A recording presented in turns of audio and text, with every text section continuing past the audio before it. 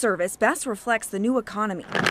You're looking at it. I see them more and more. App-based ride services like Uber and Lyft are a dominant force in Denver. Cheaper than taking a taxi. But unlike old economy taxi cab companies, Thank you. the new ride-sharing services aren't taxed the same, even though the privately owned companies make billions each year. But that's changing in more than a dozen other states. So what about here in Colorado? Colorado, we have to go to a voter approval to raise something like these taxes and fees. Known as TABOR, or the Taxpayer Bill of Rights, a constitutional amendment economists say makes it tough for our state to adapt to the new and changing economy. State lawmakers could pass a fee increase, but that's not a simple solution either. There's a limit on how much fees they can raise because TABOR also caps how much revenue the government can get each year. Current driving conditions are getting more and more congested, and if Uber is contributing more to that, they should actually pay a little bit more. A lot of riders say they'd support a tax hike at the ballot box. I think that's kind of acceptable. I can barely pay my bills with what I make.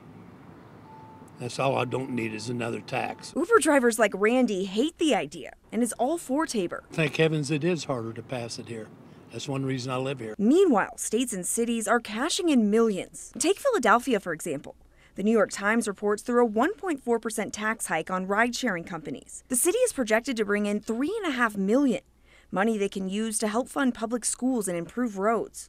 South Carolina passed a 1% hike, already bringing in more than $1 million. We have to pay for our roads. I think people are really getting irritated about that. For now, Colorado is on the sidelines, but economists think at some point, something has to give. I think as more people learn that you can't get something for nothing and you got to modernize today's world, I think you could see a fee on Uber in the several years.